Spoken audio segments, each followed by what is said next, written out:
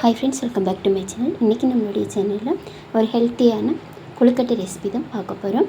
கருப்பட்டி பால் கொழுக்கட்டை எப்படி செய்கிறதுன்னு பார்க்கலாம். ரொம்பவே டேஸ்டியான அண்ட் ஹெல்த்தியான ரெசிபி.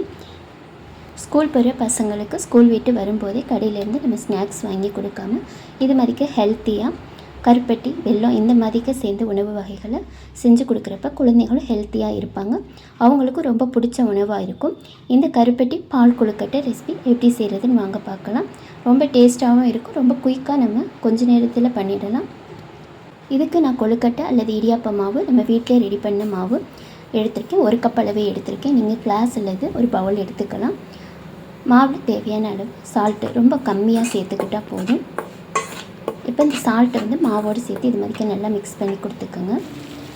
இப்போ கொழுக்கட்டையோ இடியாப்பமும் நம்ம செய்கிறதுக்கு நல்லா கொதிக்கிற தண்ணி, நல்லா பாயில் பண்ண தண்ணி தான் சேர்த்துக்கணும். இப்போ கொதிக்கிற தண்ணி ஆறி போனால் கூட அது மறுபடியும் நல்லா கொதி வர விட்டு அந்த சூட்டோடு சேர்க்குறப்ப தான் மாவு நல்லா வெந்து வரும். தண்ணி அடுப்புலேயே சிம்மில் குறைச்சி வச்சுட்டு அப்பப்போ கொஞ்சம் கொஞ்சமாக மாவில் சேர்த்து இது மாதிரி மிக்ஸ் பண்ணி கொடுத்துக்கோங்க. ஒரு ஸ்பூனை யூஸ் பண்ணி மாவு இது மாதிரி நல்லா மிக்ஸ் பண்ணிக்கலாம். தண்ணி நல்லா கொதி வர மாதிரிக்க இருந்துச்சுன்னா மாவு நல்லா வெந்து வரும். தண்ணியை நல்லா பாயில் பண்ணிவிட்டு அடுப்பில் ஸ்ட்ரைட்டாக வச்சு மாவை கொட்டி கிளறதை விட தண்ணி நல்லா கொதி வந்த பிறகு மாவில் கொஞ்சம் கொஞ்சமாக சேர்த்து இது மாதிரிக்க நல்லா மிக்ஸ் பண்ணி கொடுத்தீங்கன்னா உங்களுக்கு தண்ணி அளவு மெஷரிங் தேவைப்படாது. இந்த மெத்தடில் தண்ணியை கொஞ்சம் கொஞ்சமாக மிக்ஸ் பண்ணி நம்ம மாவை ரெடி பண்ணி எடுத்துக்கலாம். மாவு சூடாக இருக்கிறனால ஒரு 5 நிமிஷத்துக்கு நல்லா ஆற விட்டு எடுத்துக்கலாம். இந்த மாதிரிக்கா மாவு நல்லா மிக்ஸ் ஆகிருக்கணும். மாவு ரொம்ப குழைவாக இருக்க வேணாம். ஓரளவு தண்ணி அதிகமாகிருச்சு அப்படின்னா நீங்கள் கொஞ்சமாக மாவு கூட சேர்த்துக்கலாம். இப்போ இது ஒரு 5 நிமிஷத்துக்கு அப்புறமா சின்ன சின்ன பால்ஸை நம்ம உருட்டி எடுத்துக்க போகிறோம். கையில் நெய் தடவிக்கலாம். அப்படி இல்லைன்னா சாதாரண வாட்டர் நம்ம கையில் நனைச்சிட்டு அதுக்கப்புறமா உருண்டை பிடிக்கிறப்ப மாவு நல்லா ரவுண்ட் ஷேப்பாக வரும். அதே மாதிரிக்கா உங்களுக்கு விரிசல் இருக்காது, கையில் ஒட்டவும் செய்யாது. இந்த மாதிரிக்கா ரொம்ப ஈஸியாக பண்ணிடலாம். இந்த மாதிரி உள்ளங்கையில் வச்சு உருட்டும்போது ரொம்ப அழுத்தம் கொடுக்காமல் லேசாக உருட்டி எடுத்தால் போதும். ஒரு 10 நிமிஷத்துலேயே இதை ஃபுல்லாகவே நம்ம உருட்டி எடுத்து வச்சிடலாம். நமக்கு என்ன ஷேப் வேணுமோ அந்த ஷேப்பில் நம்ம உருட்டி எடுத்துக்கலாம். இது மாதிரி ஓவல் ஷேப்லேயும் நம்ம இந்த கொழுக்கட்டை எல்லாத்தையுமே உருட்டி எடுத்து வச்சுக்கலாம்.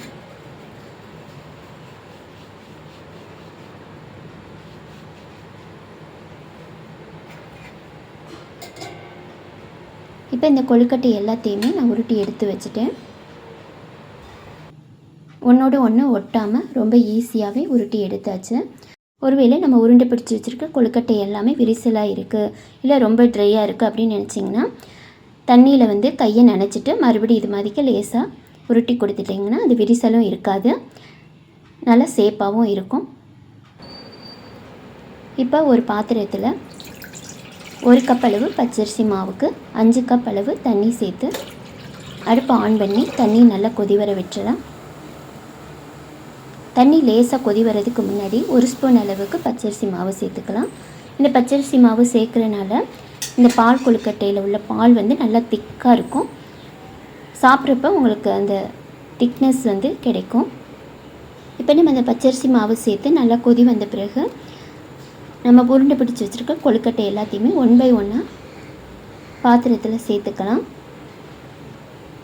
மொத்தமாக நம்ம கொட்டினோம்னா கையில் தெறிக்க வாய்ப்பு இருக்குது. அதனால் கையில் இதை எடுத்து இது மாதிரிக்கு 1 பை 1 போட்டுக்கோங்க.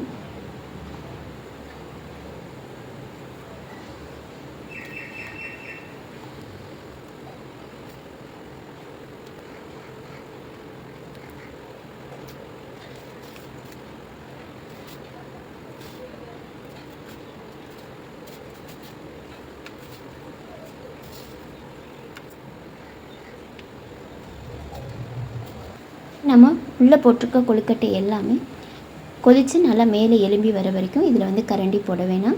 நல்லா எல்லா கொழுக்கட்டையும் மேலே அதுவாக எலும்பி வந்த பிறகு இது மாதிரிக்க கரண்டியால் லேசாக இது மாதிரிக்கா கலந்து விடுங்க. அதிகமாக கரண்டி போட்டு நம்ம கிளறணும்னு அவசியம் இல்லை.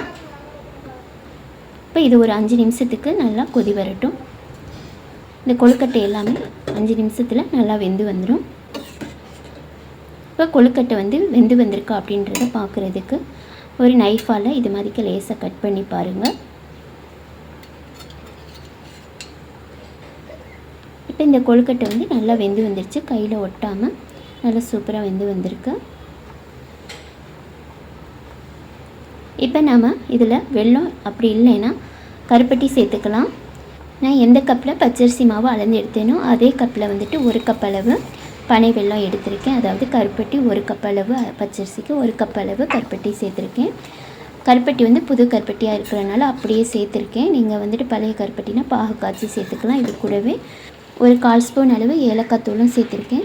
இப்போ இந்த கருப்பட்டி பாகு வந்துட்டு நல்லா திக்காக வரணும், அது வரைக்கும் நம்ம கொதி வர விட்டுறலாம். ரொம்ப தண்ணியாக இருந்துச்சு அப்படின்னா உங்களுக்கு சீக்கிரமாக அந்த கெட்டு போகிற தன்மை வந்துடும். இதனால் கொஞ்சம் இந்த கம்பி பாகு பதத்துக்கு வரப்போ நம்ம வந்துட்டு தேங்காய் பால் சேர்த்துக்கலாம். ஃபஸ்ட்டு தேங்காய் பால், 2வது தேங்காய் பால் ரெண்டுமே எடுத்து வச்சுருக்கேன். இதை சேர்த்துட்டு நல்லா கலந்து விட்டுக்கலாம். இது வந்துட்டு ரொம்ப கொதி வர வேணாம். நம்ம தேங்காய் பால் சேர்த்த பிறகு அதிகமாக கொதிக்க விடணும்னு அவசியம் இல்லை. லேசாக 1 நிமிஷம் 2 நிமிஷத்துக்கு கொதி வந்த பிறகு அடுப்பை ஆஃப் பண்ணிடலாம். இப்போ நான் தேங்காய் பால் சேர்த்துருக்கேன் இல்லையா, இதுக்கு பதிலாக நீங்கள் தேங்காயை துருவி சேர்த்துக்கலாம், அதுவும் இன்னும் டேஸ்ட்டாக இருக்கும். லாஸ்ட்டாக நீங்கள் இறக்குறதுக்கு முன்னாடி 1 ஸ்பூன் அளவு நெய் சேர்த்துக்கிட்டால் இன்னும் டேஸ்ட்டை வந்து என்ஹான்ஸ் பண்ணி கொடுக்கும். அவ்வளோதாங்க, நம்மளோட சூப்பரான கருப்பட்டி பால் கொழுக்கட்டை ரெடி ஆயிடுச்சு. இந்த ஆடி மாதம் முழுவதுமே அம்மனுக்கான திருவிழாக்கள் நடைபெறக்கூடிய மாதம்தான். அம்மனுக்கு பிரசாதமாக இந்த பால் கொழுக்கட்டை செஞ்சு வழிபடலாம். இது மட்டும் இல்லாமல் வரக்கூடிய விநாயகர் சதுர்த்திக்கும் இந்த மாதிரி விதவிதமாக பால் கொழுக்கட்டையும் செஞ்சு நம்ம விநாயகருக்கும் படைத்து வழிபடலாம். இந்த கொழுக்கட்டை ரெசிபி வீடியோ உங்கள் எல்லாருக்குமே பிடிச்சிருக்கும். நம்ம பிடிச்சிருந்தால் லைக் பண்ணி ஷேர் பண்ணுங்கள். மறக்காமல் நம்ம சேனலை சப்ஸ்கிரைப் பண்ணி பக்கத்தில் இருக்க பெல் ஐக்கானை கிளிக் பண்ணிவிடுங்க. மறுபடியும் அடுத்த வீடியோவில் சந்திக்கலாம். தேங்க்ஸ் ஃபார் வாட்சிங் திஸ் வீடியோ. தேங்க்யூ.